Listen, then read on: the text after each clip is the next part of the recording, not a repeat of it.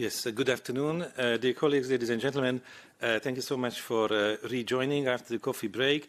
What comes is a conversation on a fascinating topic. The title is Trade Policy and Competitiveness, Friends or Foes. This is a transatlantic conversation. We have one distinguished guest from the United States of America, one distinguished guest from the European Parliament. On my right, Elizabeth Baltzan, who is Senior Fellow at the Atlantic Council and a former Senior Advisor to the US Trade Representative.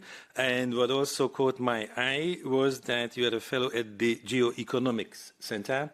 And I think geoeconomics is something which we all need to learn much better than in the previous years, because this is the forgotten or the overlooked science which now has become increasingly important. On my left is Bernd Lange, who is a member of the European Parliament from the S&D Group and a chair of the Committee on International Trade. Previously, he was also involved in other committees like Research and Technology, but also Energy. And all this is remembered. And thank you so much for being available. We believe that the best would be to use this half hour in a way that in the first half, the three of us will have a conversation. I will ask a few questions, and then we open up the discussion to the audience in case the guests speak briefly, and then they don't use all the time just to answer my question. But let me come with the very first question, which needs to be general, because we are probably in an epoch change. We are in a time when we say goodbye, maybe sadly, to what we called a liberal international trade order. How liberal it was, we can discuss. Probably it was increasingly liberal since the end of World War II. With the creation of the WTO, it reached a kind of peak. But we also should notice that it never created a balanced trade relation in the world. And I think it's up to discussion to what extent it was helping or not helping economic and social development in the so-called developing world. So this would be my first question to Beth Baltzan. How do you see this transition? If it's true that this so-called liberal order is over, then what should be the vision of the progressives? Thank you so much. I really appreciate being included, and it's lovely to see Chair Lange again. From our perspective, and I worked in the Biden administration, we think we need to go back to the origins of the system in the 40s, because there actually was a progressive vision that was not fulfilled. So when we're looking to the future and progressives are trying to figure out where we might go, that provides a very useful framework. It started off with Keynes. It started off with President Franklin Roosevelt for the United States, New Dealers, who didn't actually just want tariff cuts. Tariffs were too high. They weren't trying to get to zero. I appreciated the reference to perfect competition. That wasn't the purpose. They didn't think a free global marketplace was possible. As New Dealers, they were looking for a regulated global marketplace. And so, yes, they had the tariff cuts, but the intention was to pair it with the International Trade Organization Charter. If you read it today, it's full of things that progressives agree with. It has fair labor standards. It has anti-monopoly rules. It recognizes that foreign investors can interfere with domestic regulatory processes, something that I hear a lot about from Europeans at the moment. So there is a vision. That vision was unfulfilled because some of the monopolists in the United States did not want it to come to pass. And so I think that's helpful for us as a touchstone about what we originally intended for this system to do, how different the World Trade Organization was from that system, and we can think about that as an option for us to work towards as we extricate ourselves from the current situation. Thank you so much for looking back to this historical origin of the liberal order, which also left behind the main institutions of global or multilateral economic governance. But now we are in a new era of the bilateral negotiations, and the EU is a major actor. And Bernd Lange is a crucial person in these negotiations on behalf of the European Parliament. You have been, I think, fairly critical about what we witnessed in the summer period. Maybe you could summarize your opinion, your view on the EU-US trade deal, the so-called trade deal, what you miss, and what do you think should happen now? Yeah, thanks a lot, and also I'm happy to be here with Elizabeth, and we had a good connection even before, and this was a different area. And also taking into account the first question, so the actual USTR made an op-ed that the old trade order is over, and he started that trade order are created in hotels in history. In Bretton Woods it was a hotel, and the new order also a hotel in Scotland quite recently. I say no, that's not true. We have, of course, a deal which is not perfect, and I have a lot of elements which I really deeply criticize. For example, that there is no standstill clause in. So the United States rejected totally that they would be bound by such a standstill clause. They said tariff and trade policy is an instrument of national security, and we are not bound by any agreement in our activities regarding national security. So we saw on the 18th of August, 2 weeks after the deal, that more than 400 products containing steel and aluminium are lifted from the 15% baseline to the 50% tariffs on steel, aluminium, copper, and a lot of colleagues are now suffering because their jobs are gone, specifically in the machinery and in other industries as well. So there's no standstill, and we have always to live with some additional tariffs or mechanism in the United States. But the positive note, why I said, no, the old world order is not over. I was in Geneva last week. I was in Geneva last week, and I had really fear that the situation, as you described, is leading to a situation where WTO is going in a situation as an instrument of the past. No, that's not true. There are a lot of countries, also progressive countries like Brazil, saying, let's put this US activities beside, and we are trying to modernize WTO and looking for a common future, stable and sustainable. And I guess that's the right approach. And I hope that we can reach also some progress on that. On the US deal, now the legislative proposal is in the Parliament, and we are quite self-confident that we will improve the proposal and respect the interests of the people in the European Union. Thank you so much. Can we come back to Beth? If this is the picture that we are experiencing shocks, uncertainty, insecurity, what is the role for trade agreements and rules? Can we still speak about rules or purpose in international trade policy? I think we can, but the wisest course is probably to view this as a period of opportunity for experimentation, to see how we can deliver a system that works better. Your original question was about economic and social development. My own view is that the WTO, as we created it in 1995, without those labor standards, without environmental protections, was more neoliberal or Milton Friedman-esque or Reaganomics or Thatcherism, whatever you want to call it. It was much more in that mold than in that Keynesian mold that influenced how the original system was supposed to work. So once we have that in perspective, then we can think about how we build agreements that will get us back to the type of global trading system that will do a better job. It's not going to be trickle down that does a better job of delivering on economic and social progress. We had a few ideas, particularly as we were leaving. We did a paper on building blocks for adapting to resilience, which is really important coming out of the pandemic and the Russian invasion of Ukraine. And we also did 5 model texts, 1 on economic inclusion, and then 4 designed to help us move toward a system of fair competition. Those were model texts that we published in an effort to spur conversation about where we might be able to go. Mm-hmm. Yes, thank you very much.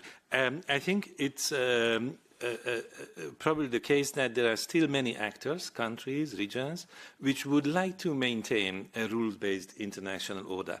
But is it possible without the United States, in case the United States leadership, the government remains such erratic?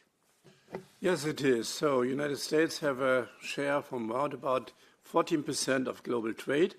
And indeed, the situation has changed in the last 20 years. So that's totally clear that a lot of developing countries are on the step to be a developed country, and they are self-confident. And also the discussion in the BRICS context shows that this dependency on US policy is really gone. And once again, this was a positive mood in WTO, also looking for modernization, taking elements of sustainability, by the way, also the ILO convention, into the rule book of the WTO.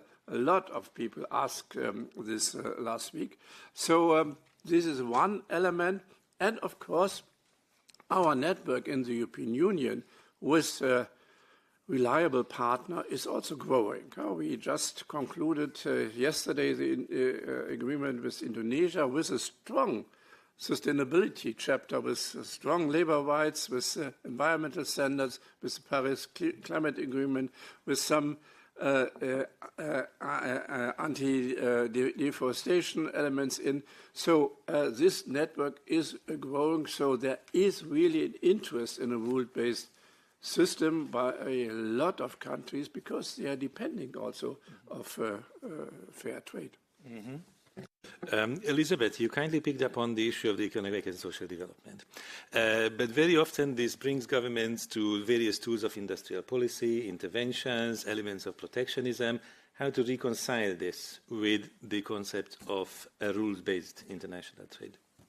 I think one of the challenges we have is precisely because the WTO was not done in the model of what would have been the International Trade Organization, that had a much broader understanding of how you shape the rules of globalization to deliver better results for people within borders and across borders, we defaulted to something that was much more laissez-faire in orientation. And now we're stuck figuring out how to correct for that.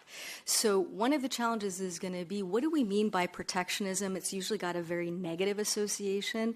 But if you've had a non-market economy that has deployed massive tariffs or currency depreciation or failure to respect labor rights, if that's been the source of their comparative advantage, which we heard about as well, how are you going to create a level playing field? We heard about the race to the bottom. How are you going to level that playing field so that market economies, or in Europe with the social model in Europe that is the envy of many, how do you create a dynamic where you can have that kind of competition?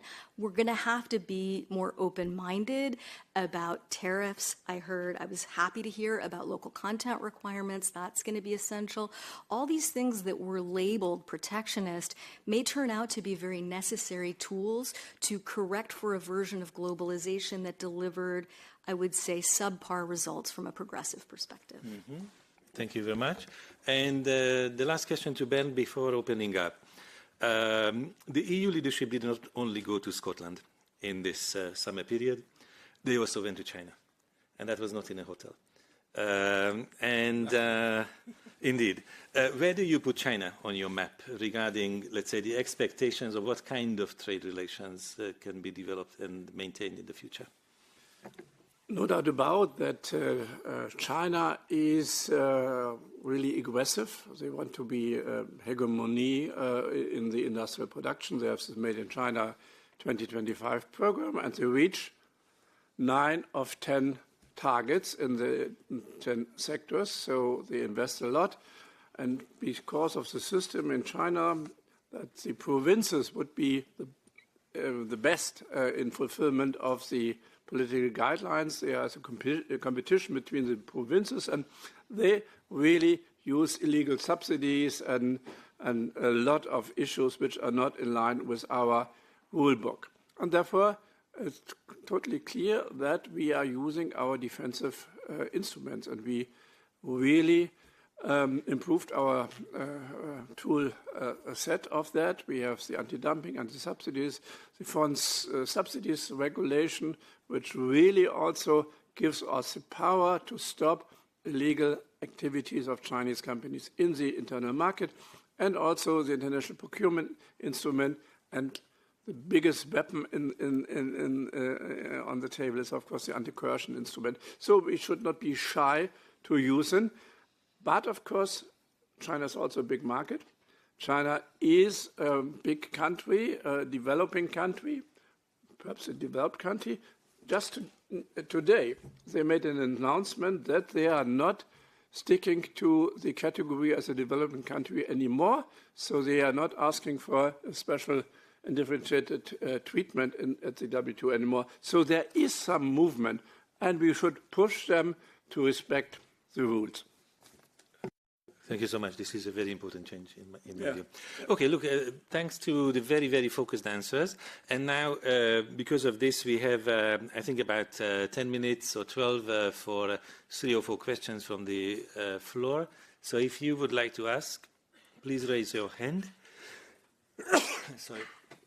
Would like to ask questions about trade, surplus or deficit, China or US? Maria, welcome, President of FEPS. I can come, and many thanks for your availability to join us in this very important, interesting conference for us.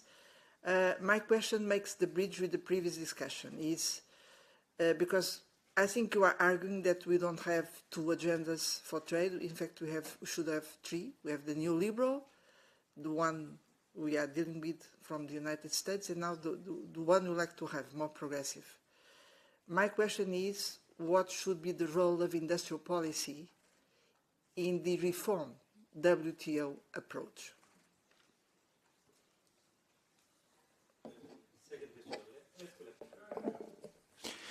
Good afternoon, Pier Francesco Mattiolo from University of Antwerp and FEPS Young Academics Network. Maybe I will join the President in a question indeed about the link between trade and industrial policy. Indeed, in the previous US administration, we were discussing about the Inflation Reduction Act and we were quite worried here from the EU. I would like maybe to inquire how we can cooperate indeed in fostering industrial policy on both sides of the pond, but at the same time, without how we deal with the fact that then when it comes to China, subsidies there are a threat. So what is the balance that we need to find between industrial policy, supporting our economies, but also avoiding trade distortions? Thank you. Thank you. Question number 3. If not, then maybe there will be time. So would you like to pick...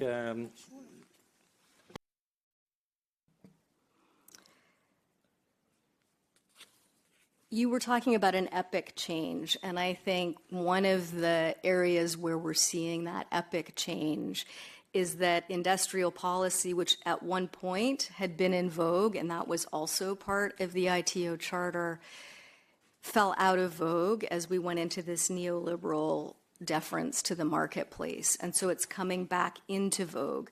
When we were in the Biden administration, for us, we know Europeans were upset about the Inflation Reduction Act. I will say Europeans are also upset at being at the mercy of swing states, but those 2 things are related. The industrial policy was an effort to correct for this anti-competitive model that we had for 40 years that was really, really harmful, especially to certain parts of the United States. So for the sake of our democracy, we felt it was important to try to rebuild those. And under that system, the best tool you have is industrial policy. I think as it turns out, my understanding of the data is that the Inflation Reduction Act turned out to be good for European exports exports, because these are things that the Europeans are very, very good at making. So that's a little bit of context for industrial policy, and again, why I think we're in a little bit of a transition, and we will want to show each other grace as we try to figure out how to correct for some of these problems that have affected, I'll speak for the U.S., our democracy. At the same time, we are friends, and it would be ideal to figure out how we can work together. There were efforts in the TTC, I believe, on semiconductors to start thinking through how you might be able to solve for some of these coordination problems. One of the things that we can take into account is that the United States has a very large consuming market. The U.S. is actually not a big exporter. And so there was an opportunity for us to do a bit of experimentation internally. I'm rooting for the European Union to be able to achieve the single market in the way we've heard in the Draghi report and which was discussed on the previous panel. When Europeans have that same power of consumption that the United States had, it will allow both of us to drive more optimal outcomes. Mm-hmm. But I think we were studied by the inflation reduction. Bernd. Yeah, thanks a lot. Regarding the geopolitical situation, it's totally clear that we have to invest more in industrial policy, and I guess at the moment we are doing. So we want to be more, let's say, sovereign in industrial policy. This means that we have to look for the supply chain. Unfortunately, also this was an economic strategy of big European companies. Let the production of necessary raw material be done in China. The wages are quite low, and there was no environment obligation. So while lithium, for example, 70% of the worldwide refinery of lithium is done in China. Even the lithium is not coming from China. This was an industrial strategy in Europe. I had a really tough conversation with a CEO from Siemens about that. This was not naive also. This was an industrial policy strategy. This is wrong. And we have to look for a different supplier for important raw material, but in a really fair approach so that also our partner countries, we had now an agreement with Chile, get added value from this supply work together. Then, of course, the innovation potential here in the European Union has also to be improved. We will see some legislation which come in the second in November, I guess, perhaps in December. And I guess also it's important that we bring also the rule book which we would like to the WTO. And one essential element is the question of subsidies. At the moment, it's quite vague what on subsidies is formulated. And specifically regarding China, we have to be clear in the rule book. And this is also important for other countries which are really also suffering about illegal mechanism of China. So both to have a fair partnership with a lot of countries worldwide in stabilizing industrial policy, to make clear that we are using all our possibilities to improve industrial policy and secure workplace in Europe, in the car industry, in the steel industry, and certainly trying to really bring the rule book of the WTO in the time which is needed. And perhaps on the sovereignty, also we should look where we are really weak. We are weak in defense, no doubt about. And this, by the way, I guess is one reason why Ursula von der Leyen adopted this bad deal, not because of any economic reflection. And we are also weak in the digital sector. And therefore, for example, it's so important that cloud services will be established in Europe, and our data, specifically of small and medium-sized enterprises, are based here so that we can be sure that this is a perspective for the future or not depending on the thinking of a single man. Thank you very much. Maybe we have time for a last question, if there is any. Maria? Come with the last word of Bernd Lange, many thanks, is the digital dimension. My question is the following. Can we have the hope that a reformed WTO will be open to different choices regarding digital policy? Because we have the American model, we have the Chinese model, but somehow Europeans are trying to invent their own model, and other countries are also trying to invent their model. So will we have room for this choice in a reformed WTO? I think this is a strategic, fundamental question which will shape the next global order. That's why I'm asking. Thank you very much. Maybe both of you could comment briefly on this question. Of course, we have to try. We have the e-commerce bilateral agreement. Around about 80 countries are supporting this, and we have to really bring it in the rule book. And this is, I guess, one of the key elements for the modernization. At the moment, the Norwegian ambassador is coordinating this, and I spoke to him as well, and he is trying to open this unanimity consensus model for bringing elements in a more feasible way. Let's cross fingers that until March next year it will happen. I'm really glad you brought up digital. I am extremely nervous. We were very nervous when we were in office about the nature of the negotiations at the WTO. There is a massive problem of capture when it comes to digital trade policy, principally by American companies and American companies with subsidiaries all over the world. It's why we took a pause on some of those provisions at the WTO. We did not think that the text where it landed was suitable, not just for ourselves, but even for Europeans knowing how this landscape is evolving. And that was last year. And so we can see what's happening even this year. So I recommend caution. There was a WTO report that came out on data flows. It didn't seem to me that the WTO understood the relationship between artificial intelligence and data. That's a huge problem. So we as trade people need to understand what our blind spots are and not march forward with a mantra of liberalization that is out of touch with the dynamics of a particular industry. Last thing I'll say on this, I've been supportive of the Eurostack. So back to that local content concept as a matter of diversification. So I'll leave it at that, but I appreciate your comment. Thank you so much. I think we have to leave it there. I would like to thank both of you for having this very interesting conversation on trade. I think trade will remain a major issue in the coming period, not only months, but also years. And I also know that you both have very busy agenda, but you find it important to be with FEPS and FES in this policy conference. So I'm sure the audience will give you a round of applause at the end.